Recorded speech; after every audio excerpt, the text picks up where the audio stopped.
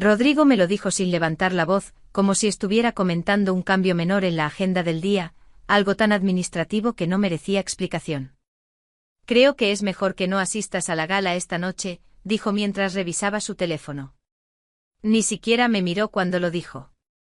Yo estaba de pie frente a la ventana del penthouse, observando cómo el tráfico de la tarde se espesaba en Polanco, y por un segundo pensé que había escuchado mal. La gala de inversionistas. La gala del startup que yo había ayudado a construir desde cero. La gala que durante años habíamos imaginado como un símbolo de que todo el esfuerzo había valido la pena. No encaja, añadió después, ya con ese tono que había aprendido a usar en juntas directivas. Frío. Medido. Profesional. Es un evento de otro nivel. Vienen fondos internacionales, gente muy específica. Hizo una pausa breve, calculada. Mi familia está de acuerdo. Ellos entienden cómo funciona este mundo. Ese fue el momento exacto en el que entendí que no se trataba de una discusión. No era una diferencia de opinión ni un malentendido. Era una decisión tomada, respaldada, evaluada. Yo no era su esposa en ese instante. Yo era un riesgo reputacional. Una variable que no cumplía con los criterios. No discutí. No levanté la voz. No pregunté qué significaba exactamente no encaja porque ya lo sabía. Tampoco lloré. No frente a él. Simplemente asentí, tomé mi bolso y salí del departamento sin decir una palabra más. Detrás de mí quedó el penthouse que habíamos elegido juntos. El espacio que alguna vez llamé hogar y que ahora se sentía como un escenario cuidadosamente diseñado para alguien más. Bajé al estacionamiento. Encendí el auto y conduje sin un plan claro, solo con la necesidad urgente de alejarme. Ciudad de México quedó atrás poco a poco diluyéndose entre avenidas. Distribuidores viales y luces que empezaban a encenderse. No puse música. No quería distracciones. Quería escuchar el silencio que me había sido impuesto. Horas después, cuando el paisaje comenzó a cambiar y el aire se volvió más cálido, entendí que iba rumbo a Oaxaca. Hacia la costa. Hacia un lugar donde el mar no sabía quién era Rodrigo Robles ni cuánto valía su empresa. El atardecer cayó lentamente tiñendo el cielo de tonos naranjas y violetas. El sol descendía y con él, algo dentro de mí también se apagaba, pero no era tristeza. Era una especie de vacío lúcido. Una sensación clara y brutal de haber sido expulsada de una vida que ayudé a construir. Me detuve un momento al borde de la carretera. Apagué el motor. Escuché el viento. Por primera vez en mucho tiempo, nadie me pedía nada. Nadie evaluaba mi presencia. Nadie medía mi valor. Solo yo, el coche y el final del día. Entonces mi teléfono vibró. Una vez. 2. 3 veces seguidas. Lo miré sin tomarlo. El nombre de Rodrigo no aparecía. Tampoco el de su madre ni el de ningún familiar. Eran notificaciones, llamadas perdidas, mensajes que se acumulaban con una insistencia que no coincidía con la calma del paisaje frente a mí. Algo no estaba bien. Guardé el teléfono boca abajo en el asiento del copiloto y retomé el camino. El cielo ya era oscuro cuando volví a sentir la vibración constante, casi desesperada. No sabía aún qué había ocurrido, pero en lo más profundo de mi cuerpo, supe que mientras yo me alejaba en silencio, el mundo del que acababa de ser excluida comenzaba a resquebrajarse. Y esa noche, sin entender todavía cómo ni por qué, tuve la certeza de que la gala a la que no era digna de asistir no terminaría como ellos habían planeado. Ese mismo día, antes de que el sol saliera sobre Ciudad de México, yo ya estaba despierta. Eran poco antes de las 6 de la mañana cuando escuché el murmullo ensayado de la voz de Rodrigo desde el vestidor. No hablaba conmigo. Hablaba con su reflejo. Repetía frases, modulaba silencios, sonreía con precisión frente al espejo de cuerpo entero como si estuviera afinando un instrumento que debía sonar impecable esa noche. Me quedé apoyada en el marco de la puerta, observándolo. Llevaba el traje oscuro que doña Patricia había mandado ajustar en una sastrería de Polanco y la corbata que ella misma eligió, porque proyecta autoridad. Lo vi acomodarse los hombros, alzar la barbilla, ensayar una risa breve que no reconocí. La risa real de Rodrigo, la de verdad, siempre había sido un poco torpe. Terminaba en un resoplido suave cuando algo le divertía de verdad. Esa risa no aparecía desde hacía meses. Si quieres, puedo ayudarte a pulir el cierre, dije con cuidado. Como había hecho tantas veces antes. No era una intromisión, era una costumbre. Durante años, yo había sido quien lo ayudaba a ordenar ideas, a encontrar el tono correcto. A anticipar preguntas difíciles. Él asintió sin mirarme y levantó la mano, pidiéndome que esperara. Párate allá, indicó señalando una esquina del dormitorio. Me distraes cuando estás tan cerca. Obedecí sin pensar. Él continuó hablando, ajustando frases, repitiendo conceptos de visión, escala, oportunidad global. Yo escuchaba y, de manera automática, iba detectando dónde podía respirar mejor, donde una pausa ayudaría. Di un paso al frente para decirlo y fue entonces cuando se giró, por fin. En realidad. Mejor sal, dijo. Su voz era tranquila, casi amable.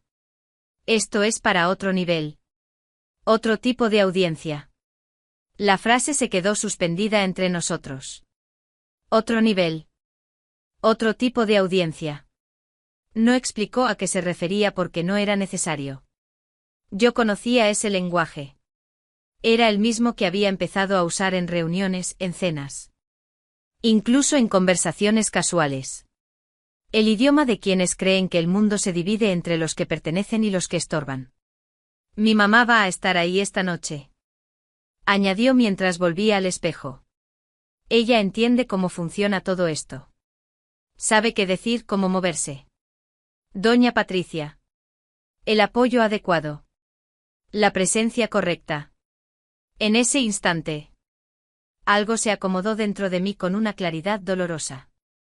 Ya no era su esposa. No en ese contexto. Yo era un ruido de fondo. Un recuerdo incómodo de una etapa anterior. Un elemento que no encajaba con la versión pulida de sí mismo que estaba construyendo. Mientras él seguía ensayando. Mi mente comenzó a recorrer los meses anteriores, conectando señales que yo había ignorado. Comentarios pequeños, aparentemente inofensivos, que había atribuido al estrés. Las veces que me pidió que no lo acompañara a ciertos eventos para no cansarme. Las correcciones sutiles sobre cómo vestirme, cómo hablar de mi trabajo. Cómo presentarme ante ciertas personas. Las cenas en casa de sus padres donde doña Patricia hablaba de protocolo y formas mientras me sonreía con cortesía estudiada. Todo había sido gradual. Nada brusco. Nada que justificara una confrontación directa. Yo había llamado a eso presión laboral. Crecimiento. Ambición. Nunca lo llamé desprecio. Porque admitirlo habría significado aceptar que estaba perdiendo mi lugar. Cuando salí del dormitorio esa mañana, lo hice en silencio. Caminé hacia la cocina. Sentí el frío del mármol bajo mis pies descalzos y me preparé un café que no terminé. El día avanzó como si nada hubiera ocurrido. Pero algo ya se había roto. Horas después, cuando Rodrigo me pidió que no asistiera a la gala, no fue una sorpresa.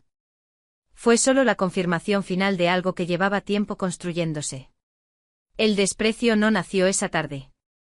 Se había formado lentamente, decisión tras decisión.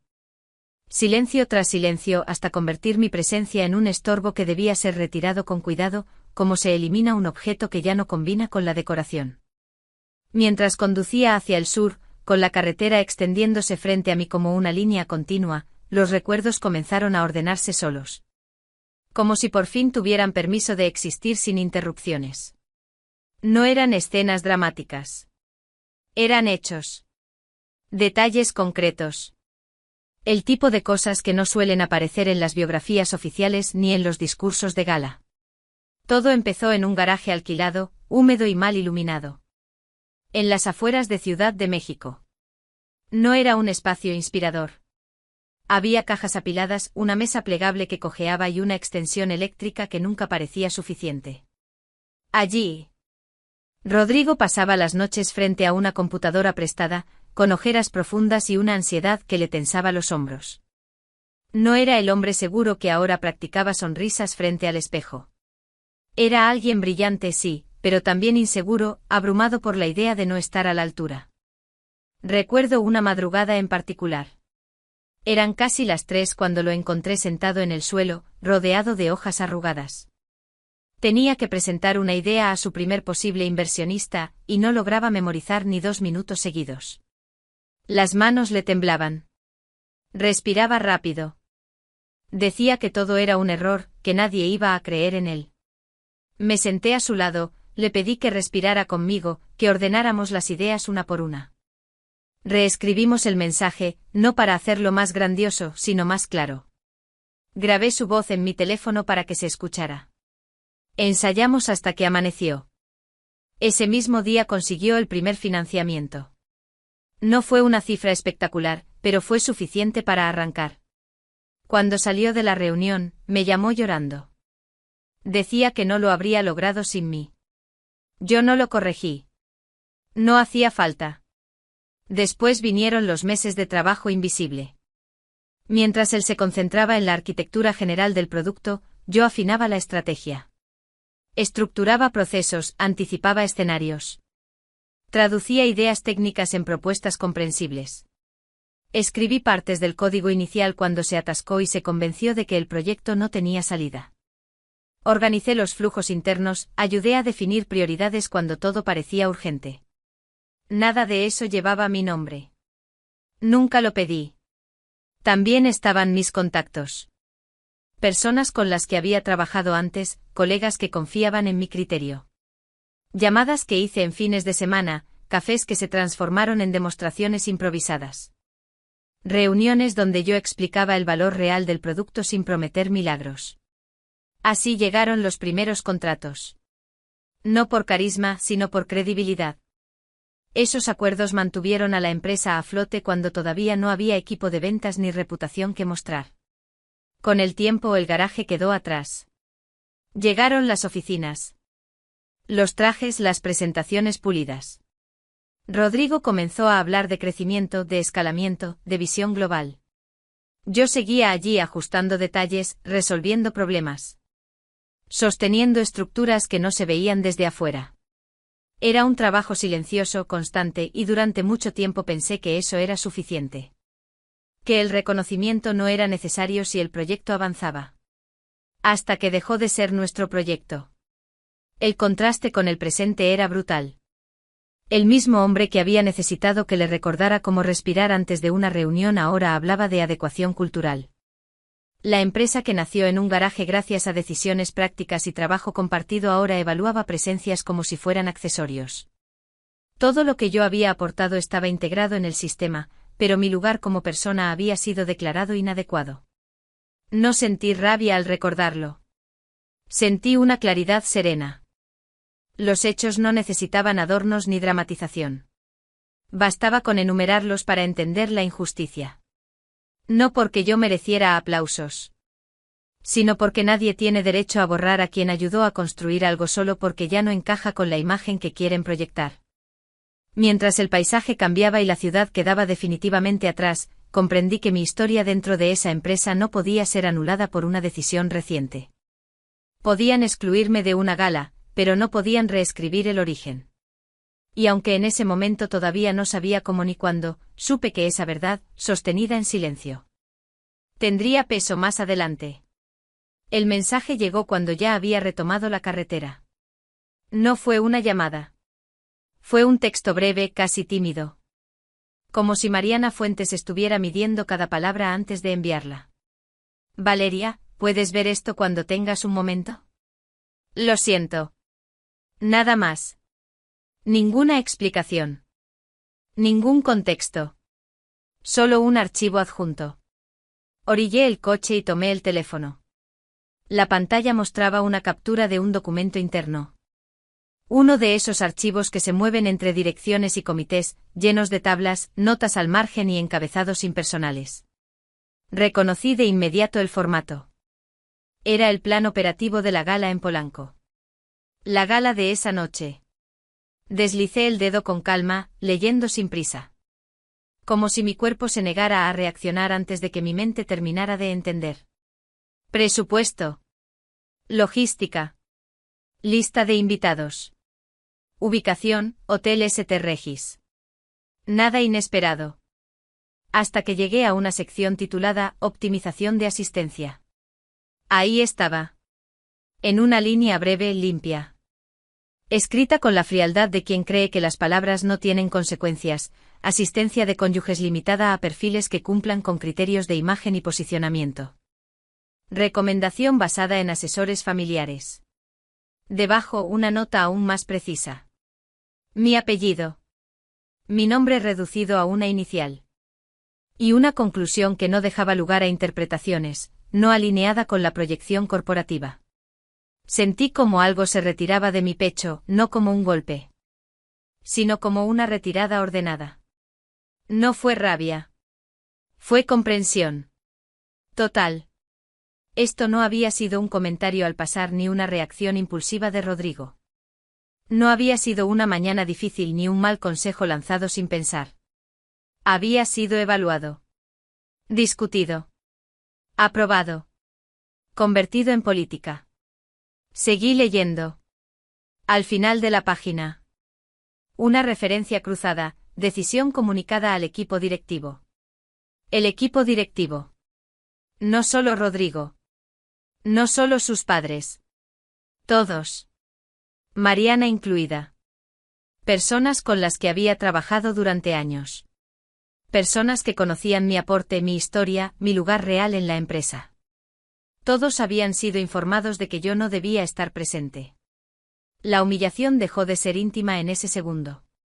Ya no era una conversación privada entre esposo y esposa. Ya no era una tensión doméstica. Se había vuelto institucional. Documentada. Archivada. Compartida. Mi ausencia no sería una sorpresa esa noche. Sería el resultado esperado de una decisión estratégica. Apagué la pantalla y dejé el teléfono sobre el asiento. Miré al frente. El paisaje seguía igual. El sol avanzaba con indiferencia. La carretera no se había alterado por la frase que acababa de leer. Y sin embargo algo esencial se había vaciado dentro de mí. No quedaba espacio para la duda ni para la negociación. No había margen para el quizás. Mi exclusión no era una consecuencia colateral. Era el objetivo. Recordé cuántas veces había defendido a esa empresa como si fuera una extensión de mí misma. Cuántas veces había explicado decisiones difíciles. Confiando en que la lógica y el respeto eran compartidos. Ahora entendía que para ellos, yo era una variable incómoda que debía ser retirada del encuadre antes de que llegaran las cámaras. No respondía Mariana. No porque no la entendiera, sino porque no había nada que decir. El teléfono, todavía tibio por el uso, parecía un objeto ajeno. Lo tomé, lo giré boca abajo y lo dejé ahí, inmóvil. Volví a encender el coche y retomé el camino. La carretera se abrió frente a mí con una continuidad casi ofensiva. Yo había sido borrada en un documento. Y el mundo seguía girando como si nada. Ese contraste, ese vacío silencioso entre lo que acababa de descubrir y la normalidad del entorno, fue lo que más me estremeció. Porque en ese silencio entendí que la traición no siempre grita. A veces se redacta con letra clara y se guarda en una carpeta compartida. Llegué a las oficinas del startup a media tarde, cuando la luz del sol se reflejaba en los ventanales y todo parecía cuidadosamente diseñado para proyectar éxito. El edificio en Polanco imponía desde afuera, vidrio, acero, recepcionistas impecables. Había entrado allí cientos de veces antes. Ese día, el aire se sentía distinto. Más denso. Más contenido. El guardia de seguridad me reconoció al instante. Dudó apenas una fracción de segundo antes de saludarme. No hizo preguntas. No sonrió. Solo me dejó pasar. Ese gesto mínimo me dijo todo lo que necesitaba saber. Todos sabían. Y aún así, nadie iba a decir nada. Crucé el lobby, avancé hacia los elevadores. Sentí las miradas que se deslizaban y se apartaban con rapidez. Personas con las que había trabajado codo a codo evitaban el contacto visual. No era hostilidad. Era incomodidad. Yo me había convertido en algo que no debía nombrarse. Cuando las puertas del elevador se abrieron en el piso ejecutivo, vi a la asistente de Rodrigo levantarse de su escritorio con un sobresalto. Abrió la boca como si fuera a detenerme, pero no lo hizo. Caminé directo hacia la oficina con paredes de cristal, desde donde se veía la ciudad extendida como un tablero de poder. Rodrigo estaba de pie frente a su escritorio, hablando con dos hombres de traje oscuro. Cerró la conversación rápido cuando me vio y esperó a que salieran. No me invitó a sentarme. Cerró la puerta y se apoyó en el respaldo de su silla, cruzando los brazos. ¿Viniste a hacer una escena?, preguntó. Con ese tono moderado que usaba cuando quería parecer razonable. Vine a escuchar una explicación real, respondí. No el lenguaje de comité. Suspiró. Como si yo fuera un problema más en una agenda saturada. Caminó hacia la ventana y señaló la ciudad. Tienes que entender el contexto. Esta empresa ya no es lo que era. Estamos jugando en ligas mayores. Hay señales que importan. Cultura. Imagen. Perfil social. Repetí las palabras en silencio. Cultura. Señales. Perfil social. ¿De qué cultura estás hablando?, pregunté. Tengo un posgrado. He trabajado con equipos internacionales. He negociado contratos. He construido estrategia. He escrito código. He hecho esto contigo. Rodrigo negó con la cabeza. No es eso. No se trata de capacidades. Se trata de percepción. Hay gente que lee otras cosas. Cómo hablas, qué referencias haces, cómo te mueves en ciertos círculos. Ahí apareció, nítida, la voz de doña Patricia. La escuché en cada frase. La obsesión por las formas. Por el apellido correcto. Por la mesa correcta. Y detrás de ella, la presencia silenciosa de don Enrique, siempre aprobando con una inclinación leve de cabeza. Como si el mundo fuera un club privado al que solo algunos merecen acceso. ¿Esto viene de ellos?, pregunté. Rodrigo no respondió de inmediato. Ajustó unos papeles que no necesitaban ordenarse. Mi familia entiende este entorno. Han vivido en él toda la vida. Solo quieren lo mejor para la empresa. ¿Para la empresa?, repetí. ¿O para su imagen? Se tensó. A veces es lo mismo. En ese momento entendí que no había nada más que negociar. No era una discusión entre dos personas con diferencias. Era una evaluación. Yo había sido evaluada y rechazada. No por falta de mérito, sino por no encajar en una narrativa que otros habían escrito. Entonces dilo claro, le pedí. Dime que no encajo. Rodrigo me miró por primera vez sin rodeos. No negó nada. No encajas en el mundo que estamos construyendo, dijo. La frase cayó con una precisión quirúrgica. No hubo dramatismo. No hubo disculpas. Solo una constatación fría. Me levanté sin prisa.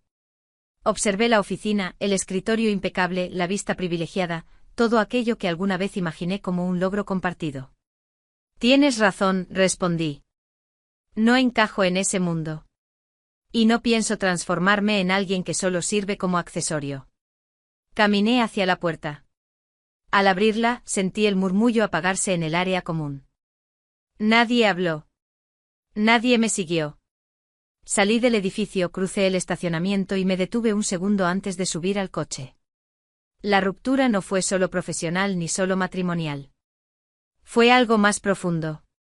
Al arrancar comprendí que no solo estaba saliendo de una oficina. Estaba saliendo por fin, del mundo que Rodrigo había decidido crear sin mí. El viaje hacia la costa de Oaxaca fue largo pero no pesado. A medida que dejaba atrás la ciudad y las carreteras se volvían más estrechas. Algo dentro de mí empezaba a aflojarse. El aire cambiaba. Se volvía más cálido, más húmedo, con ese olor salado que anuncia el mar incluso antes de verlo. Bajé la velocidad sin darme cuenta. Por primera vez en días, no tenía prisa. Cuando llegué a Mazunte el sol ya estaba alto. La luz caía directa, sin filtros. Y el calor se sentía honesto, distinto al encierro artificial del aire acondicionado del penthouse. Abrí la ventanilla y dejé que el viento me despeinara. No me molestó. Al contrario. Sentí que me devolvía al cuerpo como si durante meses hubiera vivido solo de la cabeza hacia arriba. La cabaña estaba un poco apartada. Entre palmeras y senderos de tierra. No era lujosa. No tenía vistas calculadas ni muebles de diseño. Era simple. Madera clara, ventanas abiertas. Una hamaca que se movía con la brisa. Toqué la puerta y salió una mujer de unos 60 años, piel curtida por el sol, mirada tranquila. Se presentó con una sonrisa breve y sincera. Me habló despacio como si el tiempo aquí no necesitara empujones. Bienvenida, dijo entregándome la llave. Aquí las cosas pasan más lento. Asentí. No pregunté nada más. Dejé el coche, entré a la cabaña y solté el bolso en el suelo. El interior olía a sal y a jabón neutro. No había pantallas encendidas ni notificaciones esperando. Solo el sonido constante del mar, presente incluso con los ojos cerrados. Me senté en el borde de la cama y respiré.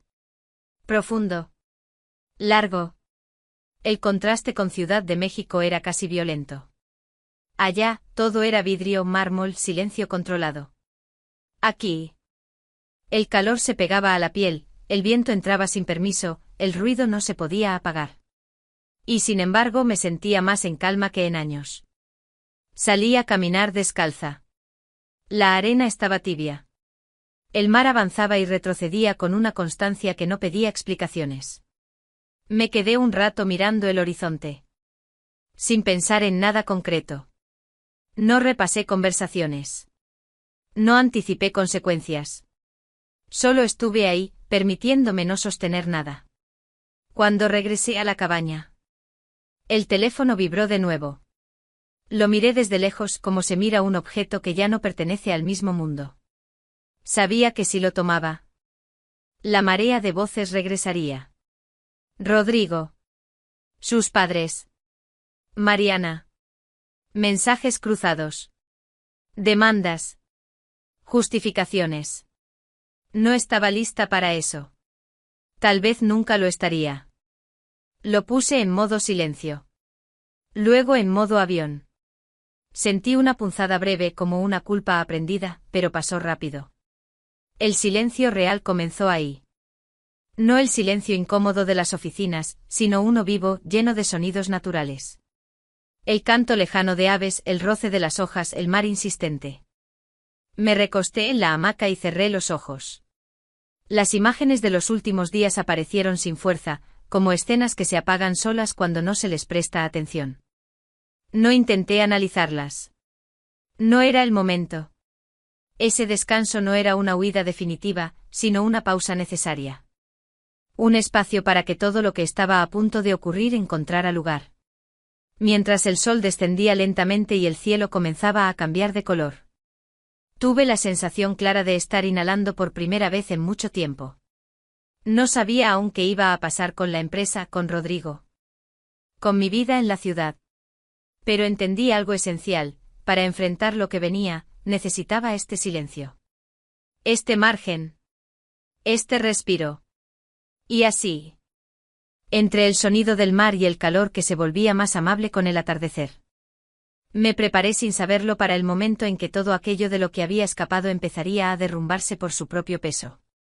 Mientras en Polanco las luces se encendían y las copas se alineaban con precisión milimétrica, yo estaba sentada frente al mar sin saber nada. En Mazunte la noche caía despacio. El cielo todavía conservaba una franja naranja sobre el horizonte y el aire seguía tibio, pegajoso, real. No había música de fondo ni discursos ensayados. Solo el sonido constante de las olas rompiendo contra la orilla, indiferentes a cualquier gala. Pensé en la hora casi por reflejo. En Ciudad de México. La gala debía estar comenzando. El hotel St. Regis, los trajes oscuros, los vestidos largos, los saludos calculados. Rodrigo ajustándose la corbata frente a un espejo. Doña Patricia observando cada gesto como si fuera una inversión más. Yo no estaba ahí. Y por primera vez desde la mañana, esa ausencia no dolía. El teléfono seguía apagado. Lo había dejado sobre la mesa de madera, boca abajo como un objeto ajeno. Me serví un poco de vino en un vaso sencillo. Sin pensar en si combinaba con nada. Me senté en la hamaca y dejé que el vaivén marcara el ritmo. Fue entonces cuando sentí esa inquietud leve, casi instintiva. No ansiedad. Algo distinto. Como cuando el aire cambia antes de una tormenta. Miré el teléfono. Dudé. Pensé en dejarlo así hasta el día siguiente. Pero algo me empujó a tocarlo. Lo encendí. La pantalla explotó en segundos. Llamadas perdidas. Mensajes. Correos marcados como urgentes. El sonido se volvió continuo. Casi un zumbido. El aparato vibraba en mi mano como si estuviera vivo. Reconocí nombres antes de leerlos completos, Mariana. Números desconocidos. Un mensaje de Doña Patricia. Otro de Rodrigo. Muchos de Mariana. Abrí el primero de ella. Valeria, por favor, llámame. Ahora. Marqué. Contestó antes del primer tono. Su voz no sonaba como siempre. No era la Mariana controlada de las juntas. Estaba agitada, respirando rápido con ruido de fondo. Gracias a Dios, dijo. ¿Dónde estás? En Oaxaca, respondí. ¿Qué pasó? Hubo una pausa breve como si organizara todo en su cabeza. Todo se salió de control, empezó. Los documentos internos, los de la gala, se filtraron completos. No solo el presupuesto. Todo. Sentí que el estómago se me cerraba. ¿Qué documentos? Pregunté aunque ya lo sabía. Los criterios de asistencia. Los correos. El archivo donde se explica por qué tú no estabas invitada. Con las notas de imagen, señales, asesores familiares. Todo eso llegó al paquete de due diligence de los inversionistas europeos. Cerré los ojos. Y Ingrid Hoffman los vio, continuó. En pleno cóctel, antes del discurso. Estaba revisando el material en su tableta. Pude imaginar la escena sin esfuerzo. El salón, las luces, el murmullo contenido. Ingrid seria, leyendo en silencio. Rodrigo ya estaba en el estrado cuando ella se levantó, dijo Mariana. No esperó al final. Se levantó frente a todos. Tragué saliva. ¿Qué dijo? Le pidió que explicara, respondió. Textualmente. Que explicara por qué la esposa que había ayudado a construir la empresa fue excluida por no cumplir criterios de sofisticación. Nadie habló. Fue. Buscó la palabra, fue quirúrgico. Imaginé a Rodrigo intentando sonreír, improvisar, usar ese tono aprendido. Intentó decir que fue una decisión consensuada, añadió Mariana. Que era una cuestión estratégica. Pero Ingrid no lo dejó avanzar. Me apoyé contra la baranda de la cabaña. El mar seguía ahí, imperturbable. ¿Y ella? Pregunté. Dijo algo muy claro, respondió Mariana, bajando la voz. Dijo, no invertimos en empresas cuyo liderazgo humilla a quienes las construyen.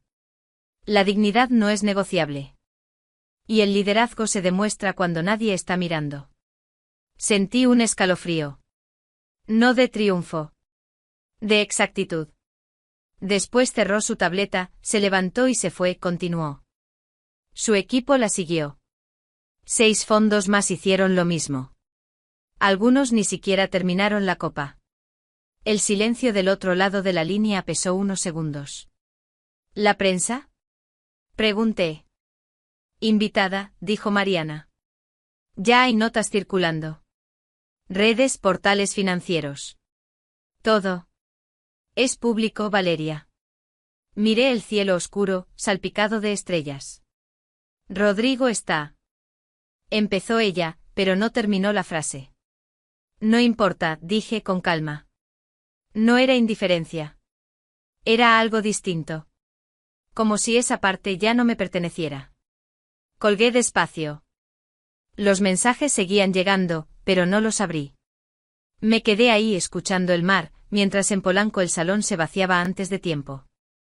Las conversaciones se cortaban y el imperio que yo había ayudado a levantar comenzaba a resquebrajarse frente a todos. No sentí euforia. No sentí venganza.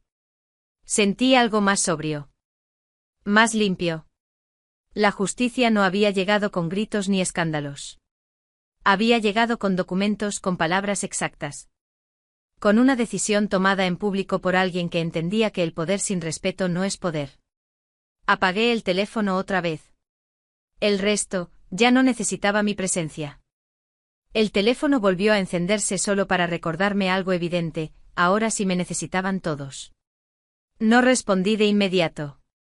Lo sostuve en la mano unos segundos, observando cómo vibraba sin parar sobre la mesa de madera, como un insecto atrapado. Llamadas entrantes una tras otra. Mensajes acumulándose.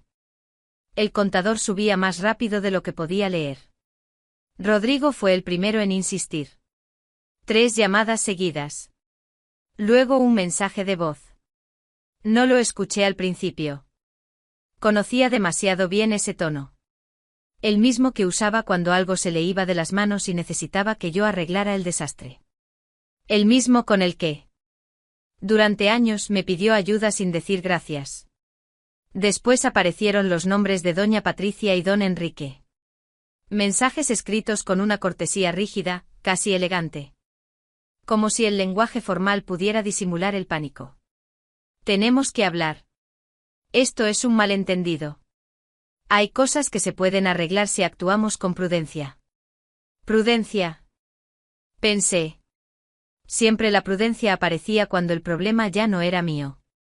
Leí uno de los mensajes de Rodrigo. Decía que todo se había salido de contexto. Que los inversionistas no habían entendido el espíritu de la decisión. Que él estaba dispuesto a aclararlo todo si yo colaboraba. Colaborar. Me hizo sonreír sin ganas. Durante años colaborar había sido sinónimo de callar, sostener, ceder. El teléfono vibró de nuevo. Un número desconocido. Luego otro. Correos electrónicos que entraban con asunto urgente. Reconocí algunos dominios, medios financieros, portales de negocios, periodistas. No necesitaba abrirlos para saber qué querían. Una declaración. Una frase. Un gesto que les permitiera cerrar la historia con una versión conveniente. Finalmente escuché uno de los mensajes de voz de Rodrigo. Su voz sonaba distinta. No autoritaria. No ensayada. Frágil. Valeria, por favor, tenemos que hablar. El consejo está reunido. Esto nos afecta a los dos. Solo dime qué necesitas. ¿Qué necesitaba? La pregunta llegó tarde. El siguiente mensaje fue de don Enrique. Más frío. Más calculado. Hablaba de abogados, de daños a la reputación, de posibles acciones y la situación seguía escalando. No era una amenaza directa. Era una advertencia envuelta en cortesía. El tipo de frase que se aprende en salas de juntas y clubes privados. Luego llegó la llamada que resumió todo. Un miembro del consejo. Voz neutra, profesional. Me explicó que estaban dispuestos a ofrecerme una compensación económica por 6 meses de asesoría externa. Nada exigente. Muy bien pagado. A cambio, una declaración pública aclarando que mi ausencia en la gala había sido una decisión personal, consensuada. Mientras hablaba, miré el mar. Pensé en lo curioso que era escuchar cifras importantes en un lugar donde el tiempo se medía por mareas. El contraste rozaba lo absurdo. Una parte de mí notó la ironía: cuando aporté ideas, contactos, estructura, nunca hubo contrato. Ahora, para callarme, el papel aparecía de inmediato. No respondí. Los mensajes siguieron llegando. Cada uno con un tono distinto. Súplicas, reproches, preocupación fingida. Hasta uno que decía: no es buen momento para guardar silencio. Sonreí. Para ellos nunca lo era. Me di cuenta entonces de algo simple: por primera vez, no tenía que hacer nada. No tenía que explicar. No tenía que corregir narrativas. El colapso no me necesitaba como amortiguador. Estaba ocurriendo solo, alimentado por decisiones que yo no había tomado. Apagué el sonido del teléfono. Luego lo apagué por completo. Lo sostuve unos segundos más, como si fuera a decir algo, y lo dejé sobre la mesa. Después hice algo casi ceremonial. Busqué un destornillador pequeño que había en un cajón de la cabaña. Abrí la tapa trasera y retiré la batería. El gesto fue simple pero definitivo. No modo avión. No silencio temporal. Silencio real. Me recosté en la hamaca. El cuerpo empezó a relajarse de verdad. Sentí el cansancio acumulado de años, no de horas. Pensé, con una ironía suave, que jamás había tenido tanto poder haciendo tan poco. No era venganza. No era castigo. Era coherencia. Ellos habían decidido que yo no era necesaria cuando todo brillaba. Ahora que todo se derrumbaba, mi ausencia era la única respuesta honesta. El mar siguió sonando igual. Y por primera vez no sentí la necesidad de intervenir. Regresé a Ciudad de México unos días después, cuando el silencio de la costa ya había hecho su trabajo. El camino de vuelta fue distinto al de la huida. No había urgencia, tampoco miedo. Solo una claridad tranquila, casi sobria. La ciudad me recibió con su ruido habitual. Pero ya no me atravesaba de la misma manera. El ascensor del edificio subió en silencio hasta el penthouse. Al abrir la puerta, lo supe de inmediato: Rodrigo ya no estaba. No porque el lugar estuviera vacío, los muebles seguían ahí, el arte en las paredes, la cocina impecable. Sino por esa ausencia específica que deja a alguien cuando se va sin despedirse. El aire estaba detenido, como si nadie hubiera abierto una ventana en días. Caminé despacio. El closet estaba a medias. Sus trajes ya no colgaban en fila perfecta. El escritorio despejado. La casa parecía un escenario abandonado después de una obra que terminó antes de tiempo. No sentí rabia. Tampoco alivio. Sentí distancia. En la cocina encontré un sobre la encimera de mármol. Mi nombre escrito con una caligrafía que no reconocí. Dentro, los papeles de divorcio. Lenguaje frío preciso. Diferencias irreconciliables. Una fórmula limpia para años de borrado progresivo. No había nota. No hacía falta. Rodrigo había elegido el mismo estilo con el que tomó todas sus decisiones finales: delegar, formalizar, no mirar atrás. Dejé los documentos donde estaban y me acerqué a la ventana. Desde ahí, la ciudad se veía igual que siempre. Torres de vidrio, tráfico constante. Gente que seguía adelante sin saber, ni necesitar saber, que había colapsado unos días antes. Con el paso de las horas, la información empezó a llegar por vías indirectas. No por él. No por su familia. Por terceros. Por mensajes breves. Por titulares que alguien me reenviaba sin comentario. La empresa había perdido una parte importante de su valor. Inversionistas que se retiraban. Proyectos internacionales suspendidos. El consejo buscando una salida ordenada. Doña Patricia y don Enrique, que hasta hacía poco se presentaban como asesores indispensables, habían retirado su apoyo financiero y su presencia pública. La misma familia que hablaba de señales y prestigio ahora prefería el bajo perfil. La imagen de Rodrigo circulaba en artículos y columnas. Ya no como el fundador visionario, sino como el ejemplo de una cultura corporativa mal entendida. No lo leí con detenimiento. No hacía falta. Entendía el fondo sin necesidad de recrearme en los detalles. No celebré nada. No levanté una copa. No sentí esa satisfacción ruidosa que algunos llaman victoria. Lo que sentí fue otra cosa: el cierre de un ciclo que llevaba demasiado tiempo abierto. Recorrí el penthouse una última vez. Cada objeto tenía una historia compartida. Pero ya no me retenía. Entendí que ese lugar había sido diseñado para impresionar, no para sostener. Y que yo había intentado, durante años, convertirlo en hogar. Esa noche dormí ahí, por última vez. Sin revisar el teléfono. Sin pensar en comunicados ni explicaciones.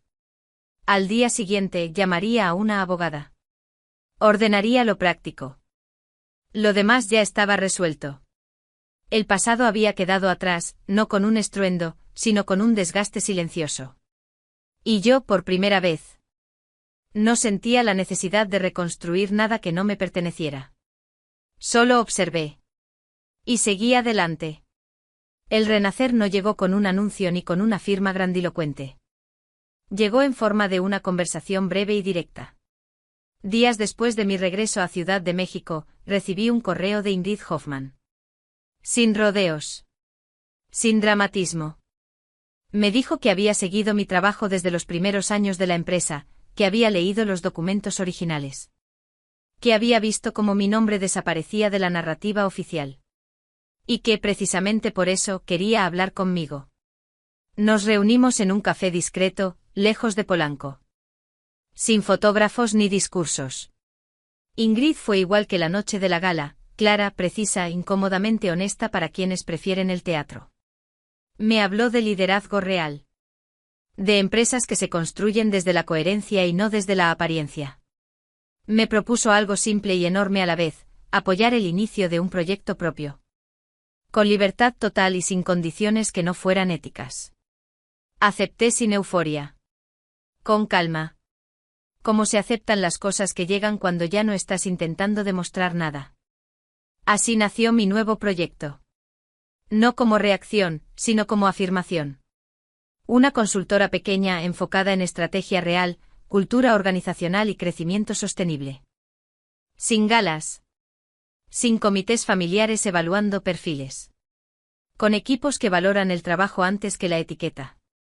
El éxito, entendí. No necesitaba un salón de hotel ni copas alineadas. Necesitaba sentido. Mi definición de éxito cambió sin ruido. Ya no era escalar por escalar. No era impresionar a nadie. Era construir algo que pudiera sostenerse sin borrar a quienes lo hacen posible. Era dormir tranquila. Era no ensayar sonrisas frente a un espejo. Con el tiempo, dejé de recibir mensajes sobre Rodrigo y la empresa. La atención mediática se desplazó como siempre ocurre. Los escándalos envejecen rápido. Lo que queda es el carácter. Supe por terceros que él seguía intentando recomponer su imagen. Que había aprendido a hablar de errores de comunicación. Que la familia volvía a aparecer solo cuando el riesgo disminuía. No sentí nada particular al saberlo. Ni rencor ni satisfacción. Solo distancia. Comprendí entonces algo que me había llevado años a aprender: el silencio no es ausencia. Es una respuesta completa. Cuando no explicas, obligas al otro a enfrentarse consigo mismo. Cuando no discutes, rompes el juego. Cuando no negocias tu dignidad, cambias las reglas. El valor no lo define una élite. No lo decide un consejo ni una mesa de inversionistas. El valor se demuestra en cómo tratas a quienes estuvieron contigo cuando no había luces ni aplausos. Y cuando alguien necesita rebajar a otro para sentirse importante, el problema nunca fue el otro. Hoy trabajo en espacios más pequeños, con ventanas abiertas y agendas humanas. Camino sin prisa. Tomo decisiones sin pedir permiso. No necesito pertenecer a ningún mundo que exige sacrificar lo esencial para entrar. A veces recuerdo la noche en la costa de Oaxaca. El mar oscuro. El teléfono sin batería. Ese instante exacto en el que elegí no participar en el colapso de otros. No porque no pudiera, sino porque no era mi responsabilidad. Ahí entendí que la paz no es pasiva. Es una elección activa y valiente. Si algo aprendí de todo esto es que la justicia no siempre llega como venganza. A veces llega como claridad. Y la victoria no siempre se celebra. A veces se vive en silencio, en coherencia, en una vida que ya no necesita demostrar nada. Hoy, cuando cierro la puerta de mi oficina al final del día, no pienso en quién me observa ni en qué señal estoy enviando. Pienso en si fui fiel a lo que creo. En si construí sin borrar. En si avancé sin perderme. Y eso, para mí, es haber ganado.